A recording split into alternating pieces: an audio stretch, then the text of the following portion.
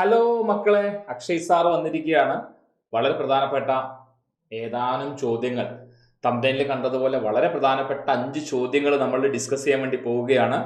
So നമ്മൾ 9th CBSE biology first chapter cell the building block of life, ഈ ചാപ്റ്ററിലെ 5 ചോദ്യങ്ങളാണ് ഞാൻ പരിചയപ്പെടുത്താൻ വേണ്ടി പോകുന്നത്. സോ വീഡിയോ ആദ്യം മുതൽ അവസാനം വരെ കാണുക. വളരെ പ്രധാനപ്പെട്ട ചോദ്യങ്ങളാണ്, പരീക്ഷയ്ക്ക് ചോദിക്കാൻ ചാൻസ് ഉള്ള ചോദ്യങ്ങളാണ്. സോ ആരും എന്ത് ചെയ്യരുത്, സ്കിപ്പ് ചെയ്യരുത്. വീഡിയോ ഹെൽപ്ഫുൾ ആണ് എന്ന് തോന്നുകയാണെങ്കിൽ തീർച്ചയായിട്ടും നിങ്ങളുടെ ഫ്രണ്ട്സിലേക്ക് ഷെയർ ചെയ്യണം. അതുപോലെ തന്നെ ഈ വീഡിയോക്ക് ഒരു ലൈക്ക് കൂടി ചെയ്തേക്കാം കേട്ടോ മക്കളെ. ഓക്കെ, അപ്പോൾ cell the building block of ലൈഫിലെ ടോപ്പ് 5 ക്വസ്റ്റ്യൻസ് നമുക്ക് ഡിസ്കസ് ചെയ്യാം. Moving on to the first question. എല്ലാവരും ക്വസ്റ്റ്യൻ നന്നായിട്ടൊന്ന് വായിക്കണം. ഓക്കെ, ക്വസ്റ്റ്യൻ നന്നായിട്ടൊന്ന് വായിച്ചേക്കും. എന്താ പറഞ്ഞിരിക്കുന്നത്? 2 ഐഡന്റിക്കൽ പ്ലാന്റ് സെൽസ്, 2 ഒരുപോലുള്ള പ്ലാന്റ് സെൽസിനെ ഡിഫറൻ്റ് ആയിട്ടുള്ള സൊല്യൂഷനിൽ നമ്മൾ പ്ലേസ് ചെയ്തു. 2 different plant cell placed in different solution. എന്താ കണ്ടീഷൻ? സെൽ പി, 2 പ്ലാന്റ് സെല്ലിനെ നമുക്ക് ഒന്ന് പ്ലാന്റ് സെൽ പി ആണ്, മറ്റൊന്ന് ക്യൂ ആണ്. അപ്പോൾ പി എന്ന് പറയുന്നത് ഡിസ്റ്റിൽഡ് വാട്ടറിലാണ് പ്ലേസ് ചെയ്തിരിക്കുന്നത്.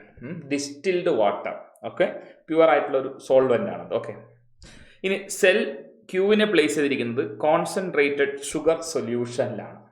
ഓക്കെ, അപ്പോൾ എന്ത് സംഭവിക്കും? ആഫ്റ്റർ 1 hour, 1 മണിക്കൂറിന് ശേഷം സെൽ പി വാട്ടറിലാണ് വെച്ചിരിക്കുന്നത്. Cell P എന്തായിട്ടുണ്ട്? ടർജിഡ് ആയിട്ടുണ്ട്, അതായത് വീർത്ത് വന്നിരിക്കുന്ന. സെൽ ക്യൂ ആണെങ്കിലോ ഫ്ലക്സിഡ് ആയിട്ടുണ്ട്, സെല്ലിൻ്റെ കണ്ടൻസ് ഒക്കെ ചുരുങ്ങിയിട്ടുണ്ട്. ഓക്കെ, അപ്പോൾ ഇതെന്താണ് സൂചിപ്പിക്കുന്നത് എന്നതാണ് നമ്മൾ നോക്കേണ്ടത്. താഴെ കുറച്ച് സ്റ്റേറ്റ്മെൻറ്റ്സ് തന്നിട്ടുണ്ട്, അതിലേതാണ് കറക്റ്റ്, അതാണ് നമ്മുടെ ക്വസ്റ്റ്യൻ.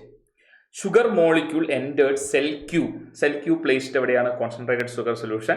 അപ്പോൾ ഷുഗർ മോളിക്യൂൾ സെല്ലിനകത്ത് വന്നതുകൊണ്ടാണ് അത് ഫ്ലക്സിഡ് ആയി എന്നാണ് പറയുന്നത്. സോ ഫ്ലക്സിഡ് ആയതിൻ്റെ റീസൺ അതല്ല, ആക്ച്വലി സെല്ലിൻ്റെ അകത്തുള്ള വാട്ടർ കണ്ടന്റ് പുറത്തേക്ക് പോകുന്നതുകൊണ്ടാണ്. സോ ഇത് നമുക്ക് ശരിയാണെന്ന് പൂർണ്ണമായും പറയാൻ പറ്റില്ല. അടുത്തത്, water moved into cell P. Cell P നമ്മളിവിടെ വെച്ചിരിക്കുകയാണ് ഡിസ്റ്റിൽഡ് വാട്ടർ. അപ്പോൾ അതൊരു ഹൈപ്പർട്ടോണിക് ആയിട്ടുള്ള ഒരു സൊല്യൂഷൻ്റെ കൺസിഡർ ചെയ്യാം നമുക്ക്. ഹൈപ്പർട്ടോണിക് ആണ്, കുറേ വാട്ടറാണ് അതിനുള്ളത്. അപ്പോൾ സെല്ലിനകത്തേക്ക് വാട്ടർ എൻ്റർ ചെയ്തു. സോ അത് കറക്റ്റാണ്. ഇനി സെൽ ക്യൂവിൻ്റെ കേസിലാണെങ്കിൽ വാട്ടർ എന്ത് ചെയ്തിട്ടുണ്ട്? മൂവ് ഔട്ട് ചെയ്യും. സെൽ ക്യൂ പ്ലേസ് ചെയ്തിരിക്കുന്നത് കോൺസെൻട്രേറ്റഡ് ഷുഗർ സൊല്യൂഷനാണ്, ഒരു ഹൈപ്പർട്ടോണിക് സൊല്യൂഷനാണ്. അപ്പോൾ സെല്ലിനകത്ത് വാട്ടർ പുറത്തേക്ക് പോയിട്ടുണ്ട്, അപ്പോൾ അത് എന്ത് ചെയ്തിട്ടുണ്ട്? ഷ്രിങ്ക് ചെയ്തിട്ടുണ്ട്. സോ ആക്ച്വലി ഇതിൻ്റെ ആൻസർ 2 ആണ്. 3ലേക്ക് നമുക്ക് വേണമെങ്കിൽ പോവാം. Water entered both the cell equally തന്ന തെറ്റാണ്. Cell wall prevented water movement, അത് തെറ്റാണ്. പ്ലാന്റ് സെല്ലിന് സെൽ വാൾ ഉണ്ടെങ്കിലും ആ വാട്ടർ മൂവ്മെൻറ്റിന് യാതൊരു പ്രശ്നമില്ല, കാരണം സെൽ വാൾ ഇവിടെ ഫ്രീലി പെർമിബിൾ ആണ്. സോ അതുകൊണ്ട് അത് റോങ് ആയിട്ടുള്ള ആൻസർ ആണ്. ഇവിടെ കറക്റ്റ് ആൻസർ ആയിട്ട് ഓപ്ഷൻ 2 ആണ്. അപ്പോൾ ജസ്റ്റ് ഈ ഒരു ചിത്രം എല്ലാവരും ഒന്ന് ശ്രദ്ധിക്കാം. ഇവിടെ നമ്മൾ സെൽ പി പ്ലേസ് ചെയ്തിരിക്കുന്നത് ഡിസ്റ്റിൽഡ് വാട്ടർ ആണ്, സെൽ ക്യൂ പ്ലേസ് ചെയ്തിരിക്കുന്നത് കോൺസെൻട്രേറ്റഡ് ഷുഗർ സൊല്യൂഷൻ ആണ്. അപ്പോൾ നമ്മളൊരു plant cell distilled water place ചെയ്താൽ നമുക്കറിയാം ഡിസ്റ്റിൽഡ് വാട്ടറിൽ വാട്ടർ മോളിക്യൂളിൻ്റെ അളവ് കൂടുതലല്ലേ ആണ്, എന്നാൽ ഈ സെല്ലിനകത്ത് വാട്ടർ മോളിക്യൂളിൻ്റെ അളവ് കുറവാണ്. അപ്പോൾ വാട്ടർ എന്ത് ചെയ്യും? കൂടുതലിടത്തു നിന്ന് കുറഞ്ഞിടത്തേക്ക് വരും. അപ്പോൾ സെല്ലിനകത്തേക്ക് വാട്ടർ കയറും, എൻഡോസ്മോസിസ്. അപ്പോൾ സെല്ല് എന്ത് ചെയ്യും?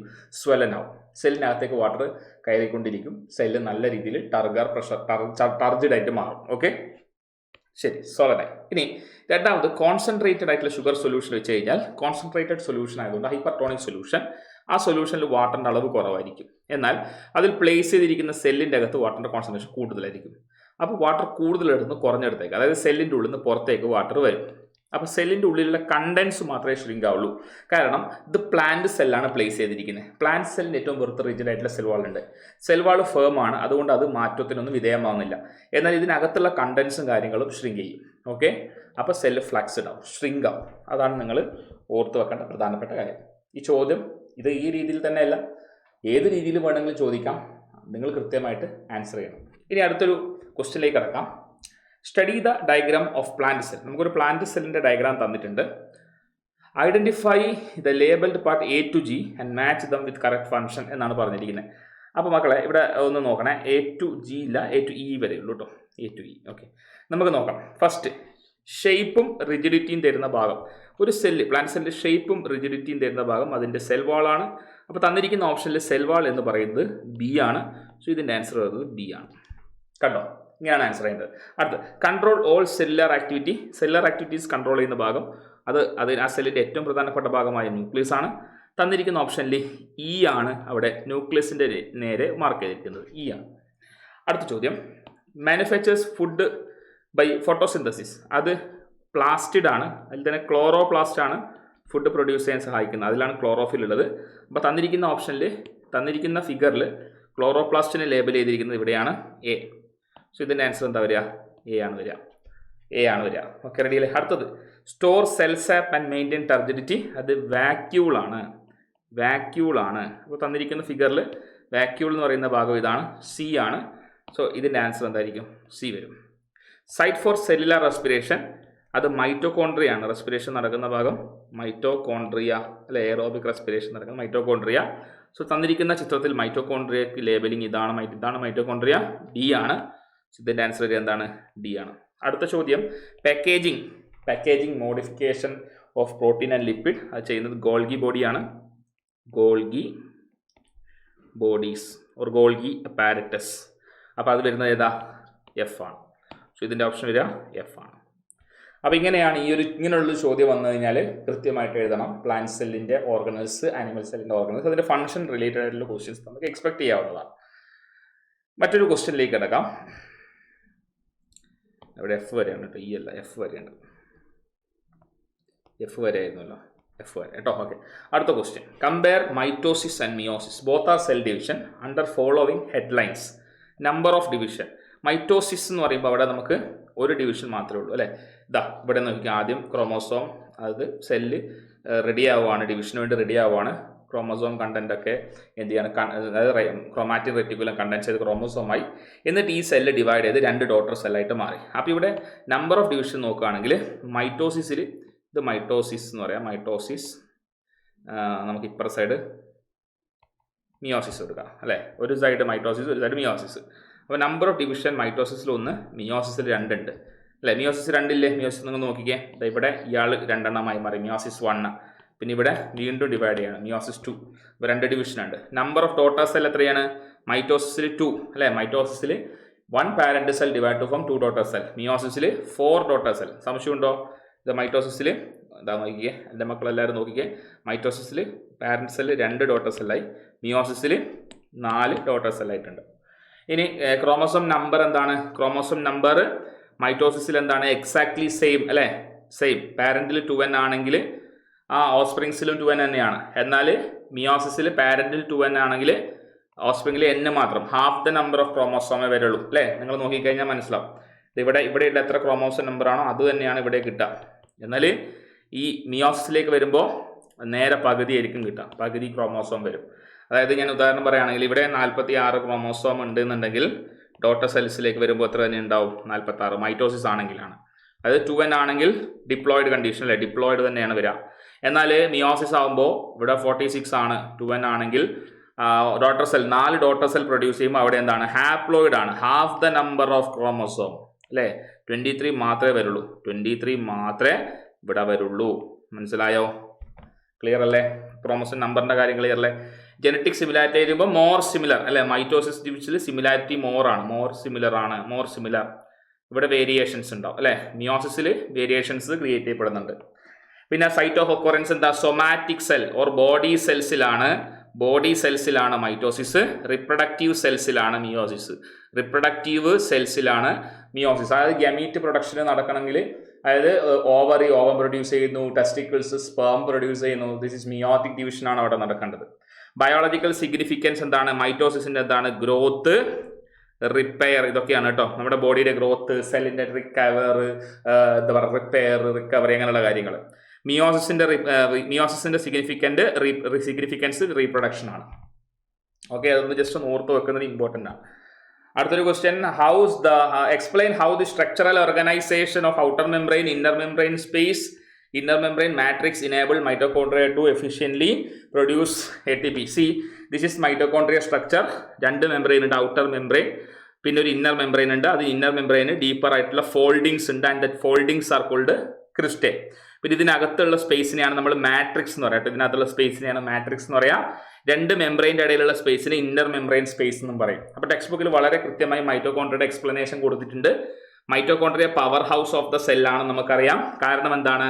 അവർ എനർജി പ്രൊഡ്യൂസ് ചെയ്ത് എനർജി സപ്ലൈ ചെയ്യുന്നുണ്ട്. നമ്മുടെ സെല്ലുലർ ആക്ടിവിറ്റിക്ക് ഏതൊക്കെ ആക്ടിവിറ്റിക്കാണോ നമുക്ക് എനർജി ആവശ്യമുള്ളത് അതിനനുസരിച്ച് സപ്ലൈ ചെയ്യുന്നുണ്ട്.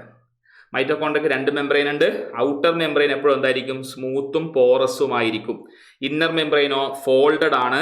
ആ ഫോൾഡിങ്സിനെ വിളിക്കുന്ന പേര് ക്രിസ്റ്റേ. അങ്ങനെ ഫോൾഡിങ്സ് ഉണ്ടായതുകൊണ്ട് എന്ത് ഇൻക്രീസ് ചെയ്തു? സർഫസ് ഏരിയ ഇൻക്രീസ് ചെയ്തു. അപ്പോൾ സർഫസ് ഏരിയ ഇൻക്രീസ് ചെയ്തു എന്ന് പറഞ്ഞാൽ മോർ സെല്ലുലാർ റെസ്പിറേഷൻ അല്ലേ? സെല്ലുലാർ റെസ്പിറേഷൻ നടക്കുന്നതിൻ്റെ റേറ്റ് കൂടും. ശരിയല്ലേ മക്കളെ? സെല്ലുലാർ റെസ്പിറേഷൻ നടക്കുന്ന പ്രധാനപ്പെട്ട സ്പോട്ടാണ് മൈറ്റോകോൺഡ്രിയ. സെല്ലുലാർ റെസ്പിറേഷനിൽ ക്രബ് സൈക്കിൾ എന്ന് പറയും, അത് നടക്കുന്ന പ്രധാനപ്പെട്ട സ്പോട്ടാണ് മൈറ്റോകോൺഡ്രിയ. അപ്പോൾ ആ കെമിക്കൽ റിയാക്ഷൻസ് ഒക്കെ വേഗതയിൽ നടക്കാനും കൂടുതൽ എനർജി പ്രൊഡക്ഷൻ അത് സഹായിക്കും. Okay, in mitochondria glucose and other molecule broken down to release energy. അതാണ് സെല്ലുലാർ റെസ്പിറേഷൻ. ആ പ്രോസസ്സിനെ സെല്ലുലാർ റെസ്പിറേഷൻ എന്ന് പറയും. അത് നിങ്ങൾ ഓൾറെഡി പഠിച്ചതാണ്. അങ്ങനെ പ്രൊഡ്യൂസ് ചെയ്തിരിക്കുന്ന എനർജി ഏത് ഫോമിലാണ് നമ്മൾ ബോഡി സ്റ്റോർ ചെയ്ത് വെക്കുക? ATP. ATP എന്ന് പറഞ്ഞാൽ അഡിനോസിൻ ട്രൈഫോസ്ഫേറ്റ് ആണ്. അത് നമ്മളെന്ത് വിളിക്കും? Energy currency of the cell. അപ്പോൾ എനർജി കറൻസി ഏതാണ്? ATP, അഡിനോസിൻ ട്രൈഫോസ്ഫേറ്റ് ആണ്. അതിൽ നിന്നാണ് നമ്മൾ എന്ത് ചെയ്യുന്നത്? നമ്മുടെ സെല്ലുലാർ ആക്ടിവിറ്റിക്കൊക്കെ എനർജി നമ്മൾ അതിൽ നിന്നാണ് യൂസ് ചെയ്യുന്നത്. ആ ഫോസ്ഫേറ്റിന്റെ ബോണ്ട് ബ്രേക്ക് ചെയ്ത് നമുക്ക് എനർജി റിലീസ് ചെയ്യുന്നു. Mitochondria power house of the സെല്ലാണ്. അത് പ്രൊഡ്യൂസ് ചെയ്യുന്ന എനർജിയുടെ ഫോം ATP ആണ്. ATP is called power house of the energy currency of the cell. അപ്പോൾ നിങ്ങൾ കൺഫ്യൂഷൻ ഉണ്ടാകാത്ത mitochondria power house of the സെല്ലും ATP എന്ന് പറയുന്നത് എനർജി കറൻസി ഓഫ് ദ സെല്ലുമാണ്. മറ്റൊരു ചോദ്യം, 3 ടൈപ്പ് ഓഫ് പ്ലാസ്റ്റിഡും അതിൻ്റെ ഫംഗ്ഷനും ചോദിക്കുമ്പോൾ പ്ലാസ്റ്റിഡ്സ് ആദ്യം നിങ്ങൾ മനസ്സിലാക്കാം. നമുക്ക് ആനിമൽ സെല്ലിൽ നമുക്ക് പ്ലാസ്റ്റിഡ് കാണില്ല എന്നുള്ളൊരു ഐഡിയ നിങ്ങൾക്ക് ഉണ്ടാവണം. പ്ലാസ്റ്റിഡ് ഒന്നാമത്തത് ക്ലോറോപ്ലാസ്റ്റ് ആണ്. നമുക്ക് ടെക്സ്റ്റ് ബുക്കിൽ പഠിക്കുന്ന ഇതിൽ തന്നെ ക്ലോറോപ്ലാസ്റ്റ് ഉണ്ട്, പിന്നെ ക്രോമോപ്ലാസ്റ്റ് ഉണ്ട്, പിന്നുള്ളത് ല്യൂക്കോപ്ലാസ്റ്റ് ആണ്. ഇതിൽ ക്ലോറോപ്ലാസ്റ്റ് എന്തിനാണ് സഹായിക്കുന്നത് വെച്ച് കഴിഞ്ഞാൽ എല്ലാവർക്കും അറിയാം. ക്ലോറോപ്ലാസ്റ്റിൽ ക്ലോറോഫിൽ പിഗ്മെന്റ് ഉണ്ട്. എന്തിനാണ് സഹായിക്കുക?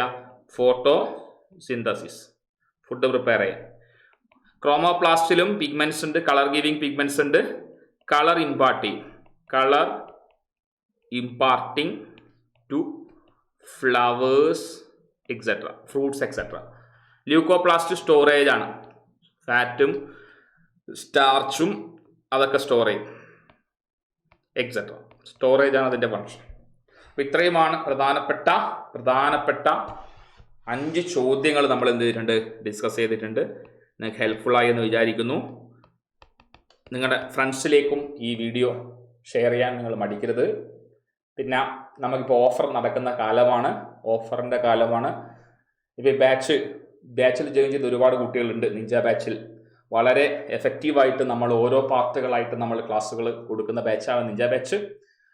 അപ്പോൾ ഇനിയും ഈ വീഡിയോ കണ്ടുകൊണ്ടിരിക്കുന്ന കുട്ടികൾക്ക് ആർക്കെങ്കിലും നിഞ്ച ബാച്ചിൽ വരാൻ ആഗ്രഹമുണ്ടെങ്കിൽ വളരെ പെട്ടെന്ന് തന്നെ താഴെ കാണുന്ന സ്ക്രോളിലുള്ള നമ്പറിൽ കോൺടാക്ട് ചെയ്ത് പെട്ടെന്ന് അഡ്മിഷൻ എടുക്കുക. കാരണം നമുക്ക് മൺസൂൺ ഓഫർ ഉണ്ട്. അപ്പോൾ സൈലത്തിൻ്റെ മൺസൂൺ ഓഫർ നിങ്ങൾ ഒരു കൂപ്പൺ കോഡ് അടിച്ചു കഴിഞ്ഞാൽ നിങ്ങൾക്ക് 10% റിഡക്ഷൻ ഫീസിൽ ലഭിക്കുന്നുണ്ടാവും. സോ വളരെ പെട്ടെന്ന് ജോയിൻ ചെയ്യുക. വളരെ ഇൻട്രസ്റ്റിംഗ് ആയിട്ടുള്ള features including mind map, insta learn material, ഇതൊക്കെ പ്രൊവൈഡ് ചെയ്യുന്ന ബാച്ചാണ്. സോ ഈ ചാൻസ് ആരും മിസ് ചെയ്യരുത്. വളരെ പെട്ടെന്ന് തന്നെ ജോയിൻ ചെയ്യുക. മറ്റൊരു അവസരത്തിൽ വീണ്ടും കാണാം. അതുവരേക്കും ബൈ.